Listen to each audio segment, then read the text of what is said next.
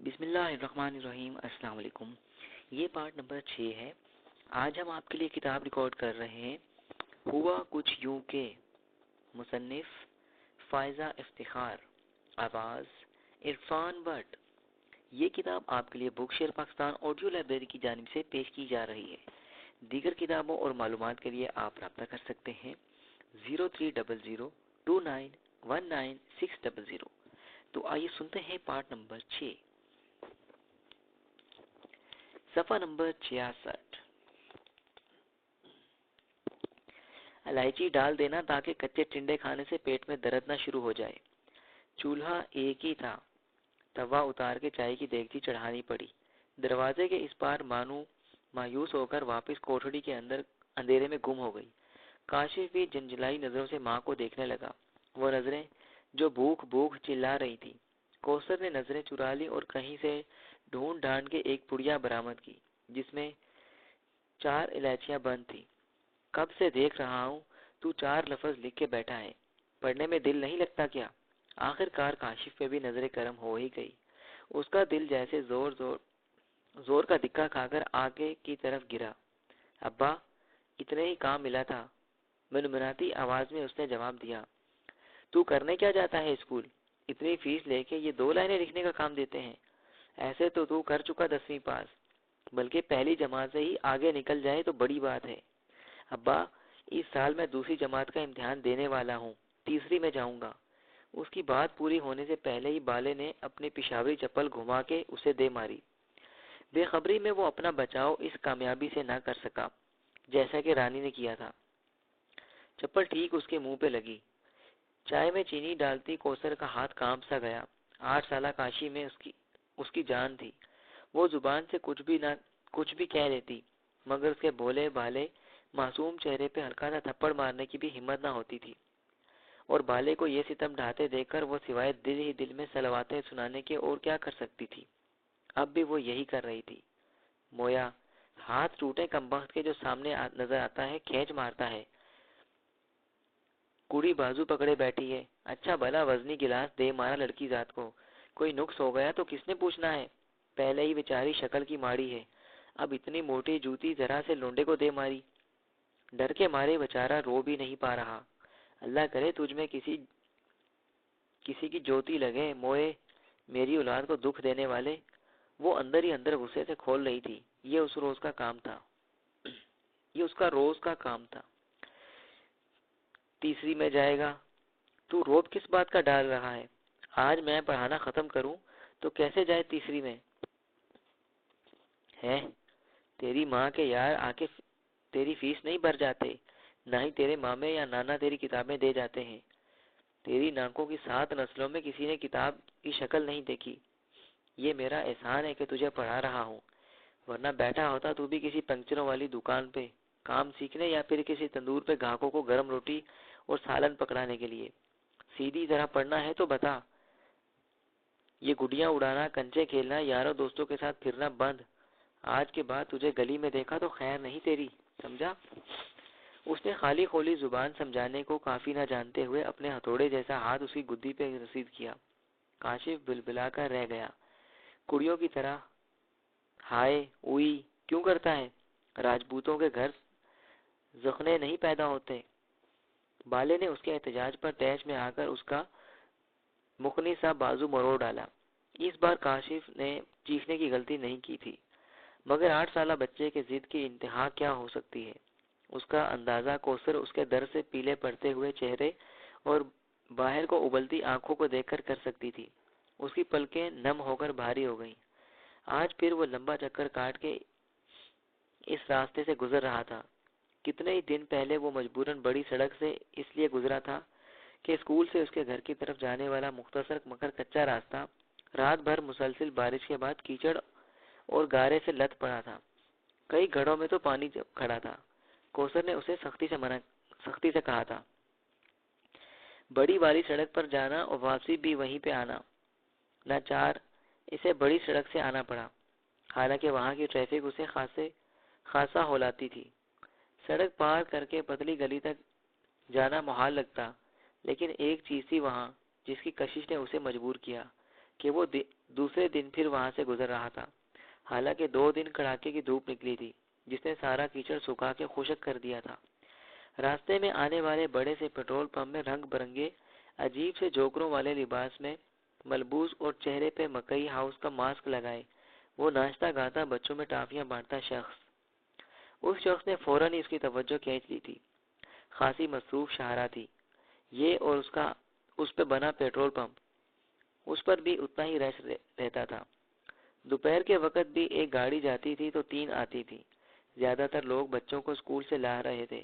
جتنی دیر تک وہ پیٹرول فل کرواتے، جوکروں جیسے لباس اور مکئی ماؤس کے ہنستے مسکراتے ماسک والا یہ شخص گاڑی میں بیٹھے بچوں کے ساتھ چہلیں اور اٹکیاں لیتا، کبھی ان کے بال لاڈ سے سہلاتا، زیادہ چھوٹے بچوں کو گود میں لے کر گدگداتا، کسی کے گال پہ پیار سے ہاتھ پھیرتا تو کسی بچے کی پونی ٹیل ہولے سے کھینچتا، اپنے بلیک ڈاٹس والے ریڈ کلر کے کھلے سے پاجامے کو چٹکیوں میں اٹھا کے چابی والے کھلونے کی طرح ناچ کے انہیں ہنساتا۔ بڑے بڑے پیلے کالروں، لال جالر والی سبز قمیض کی بڑی سی نیلی جیپ میں سے میٹھی گولیاں بھی نکال کے تھماتا۔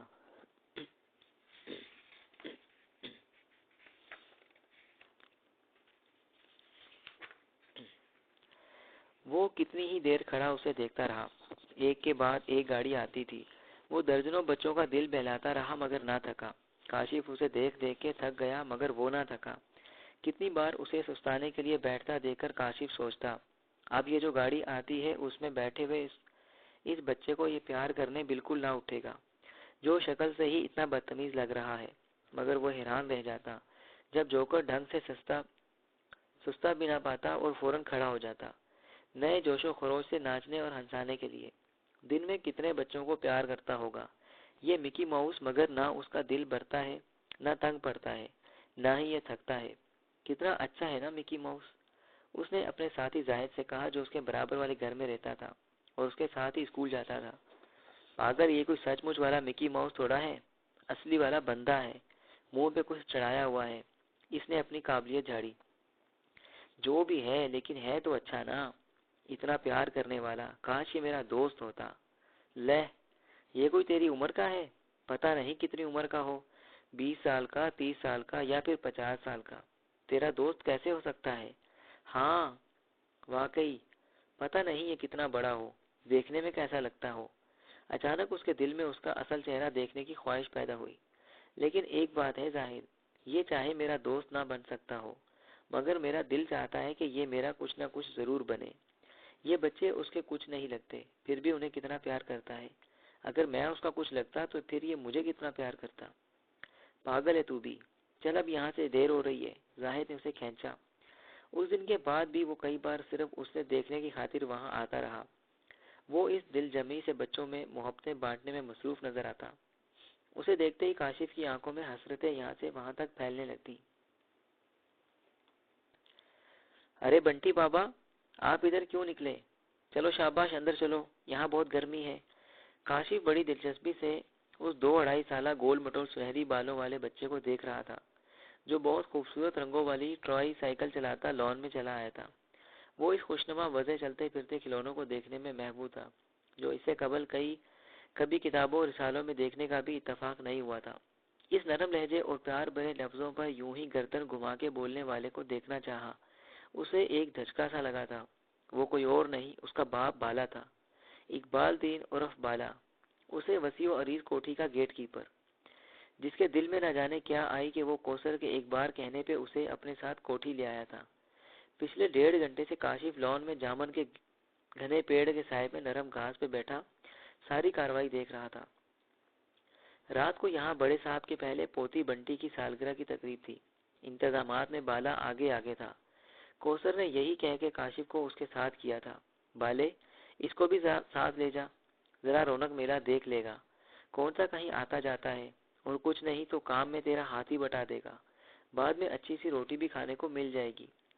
وہ اپنے ہوش میں پہلی بار ابے کے ساتھ باہر نکلا تھا۔ اس کے ساتھ چلتے ہوئے دل عجیب احساسات کا شکار تھا۔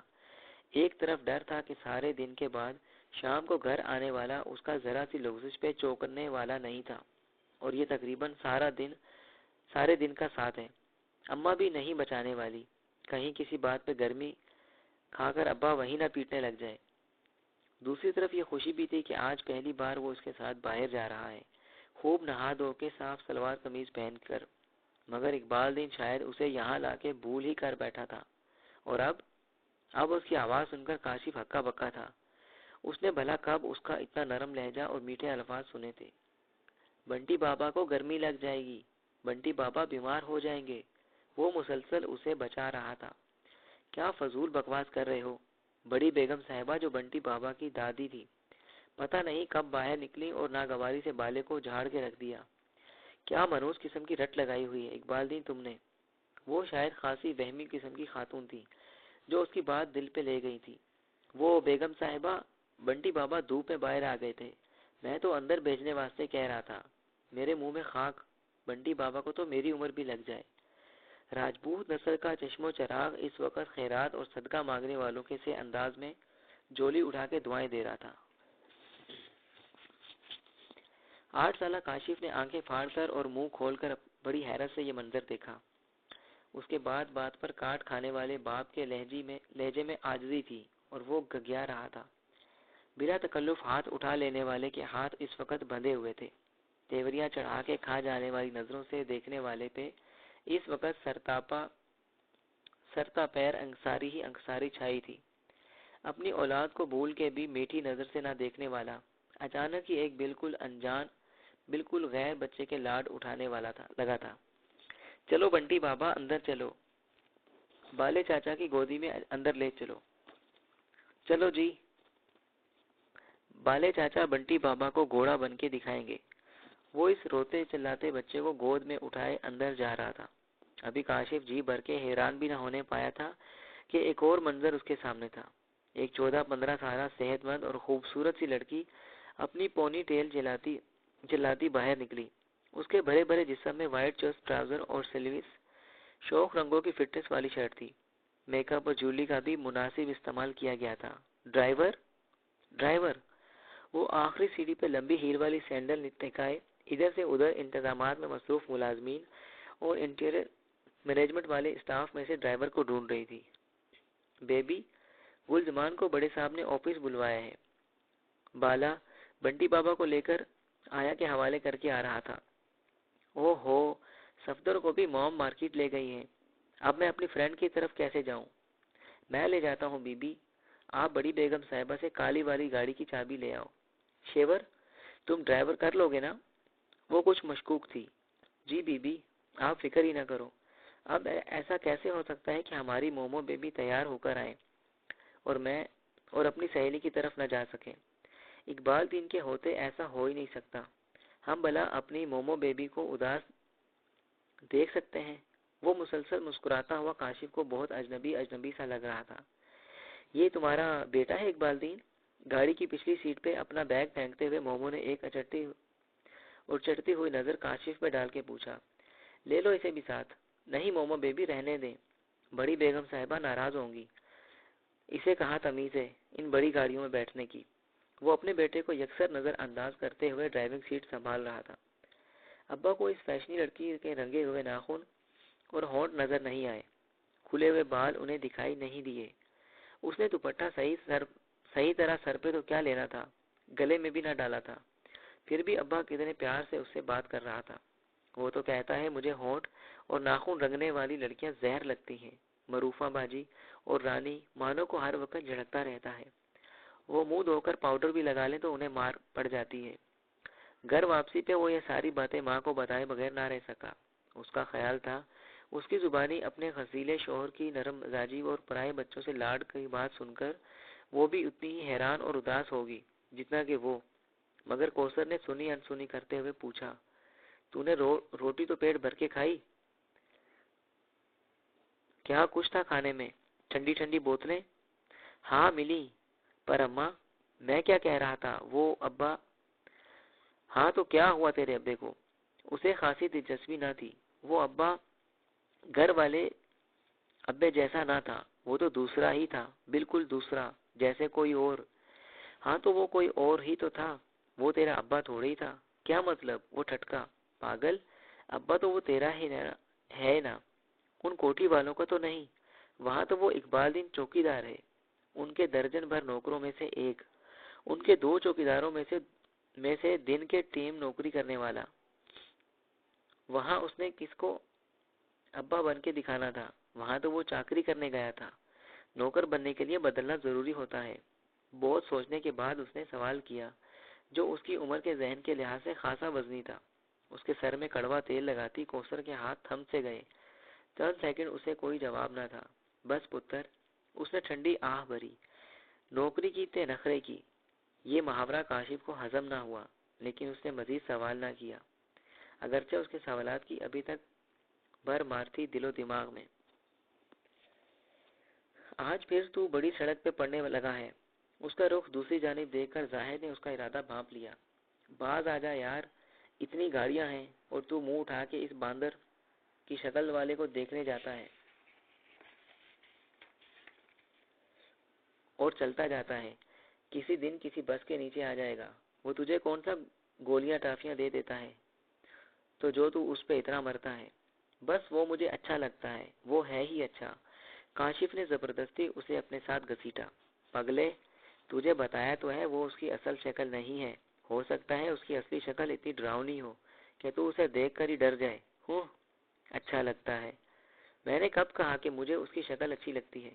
ایسی بنائی ہوئی شکلیں تو بازار میں مل جاتی ہیں، کوئی بھی منہ پہ لگا لے، مگر کوئی اتنا پیار کرنے والا نہیں ہو سکتا جتنا وہ ہے۔ دیکھا نہیں، سارا سارا دن بھی بچوں کو پیار کرتے نہیں تھکتا۔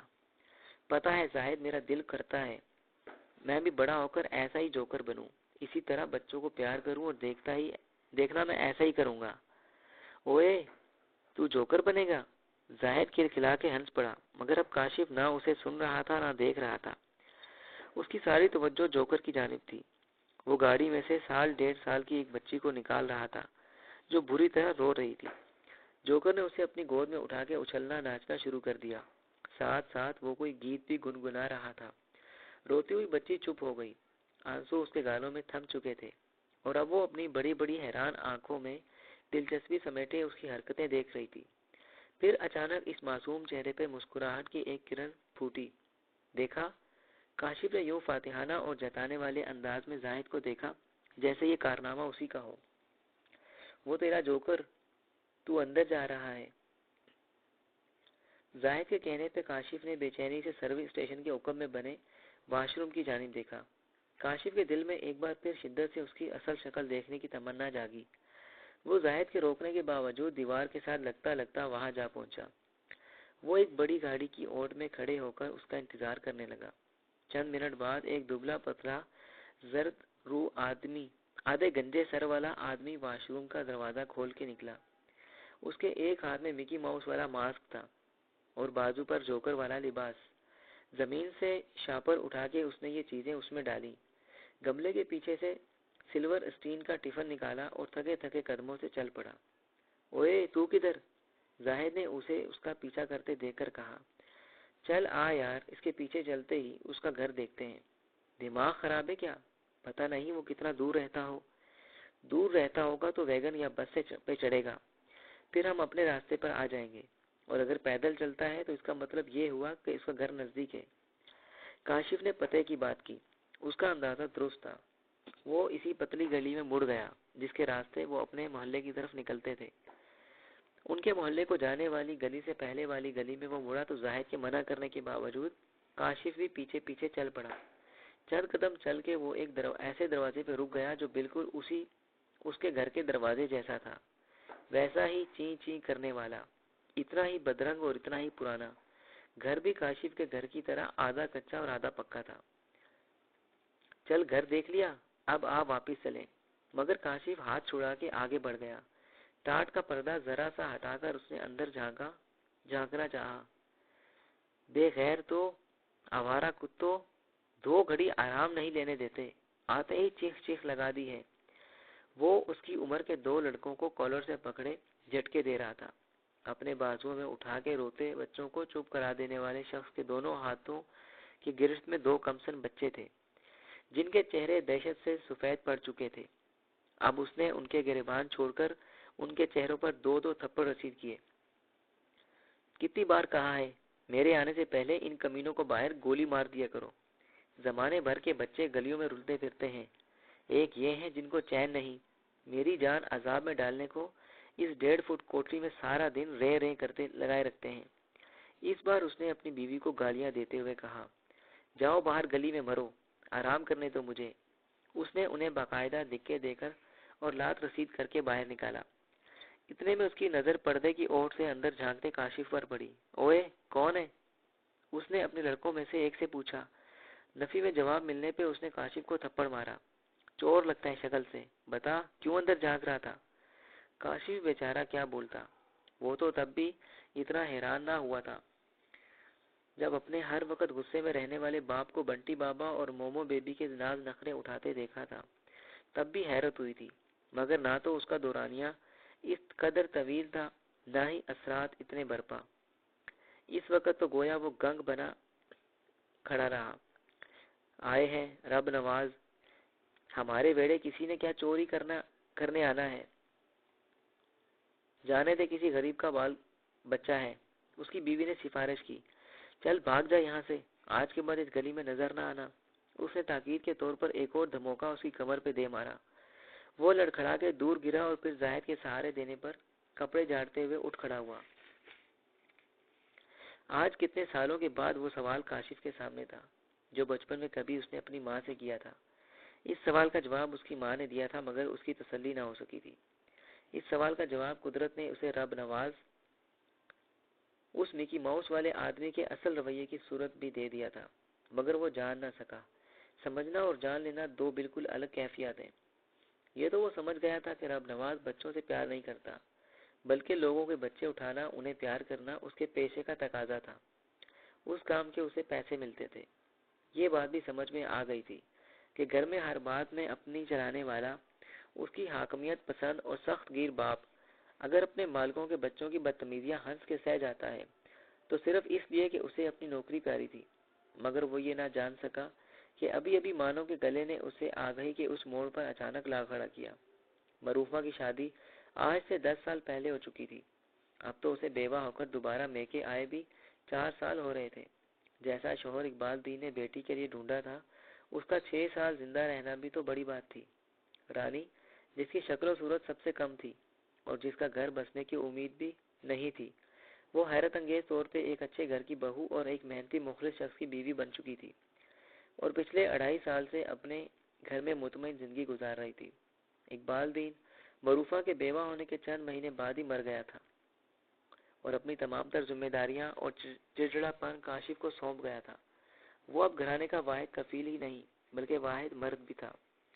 کوثر اب عمر رسیدہ ہونے کی وجہ سے کام کاج کرنے کے قابل نہ رہی تھی۔ ہوتی بھی تو کاشف کو یہ گوارا نہ تھا کہ اس کی ماں گھر گھر برتن دھوئے اور صفائیوں کا کام کرے۔ آخر وہ میٹرک پاس تھا، اس کی بھی 4 لوگوں میں عزت تھی، اور دوسری بات، بالے کی طرح اسے بھی اپنے خالص راجپوتی خون ہونے کا پورا احساس تھا۔ معروفہ اجڑ کے اکیلی میکے نہیں آئی تھی، اس کے ساتھ 3 بچیاں بھی تھیں۔ 4 افراد، یہ ایک بوڑھی ماں، ایک جوان بہن مانو، اور 7واں وہ خود۔ وہ بغیرت تو تھا نہیں کہ جوان بہن یا کمسن بھانجے کو کمانے سڑک پہ لے آتا، بے ضمیر بھی نہ تھا کہ ان ذمہ داریوں سے چھٹکارا حاصل کرنے کی خاطر کہیں فرار ہو جاتا اور چھڑی چھانٹ بے فکر زندگی گزارتا، لیکن وہ کوئی اوتار بھی نہیں تھا، ایک عام انسان تھا، ایسا ہی عام انسان جیسا کہ اس کا باپ اقبال دین تھا، کم حوصلہ، کم ظرف، کم ہمت۔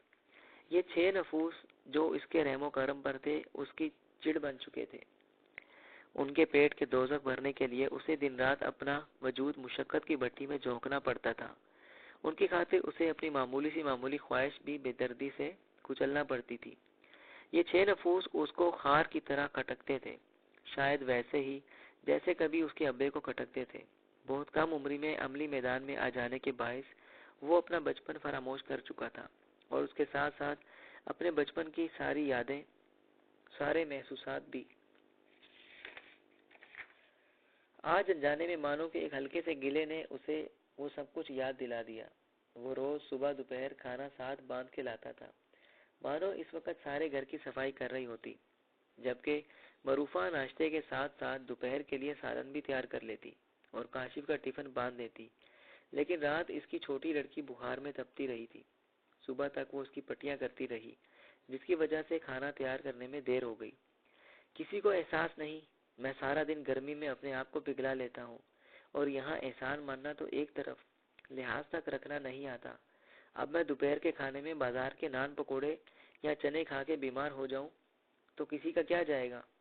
بس 10 منٹ کی بات ہے، میں ابھی رہنے دے۔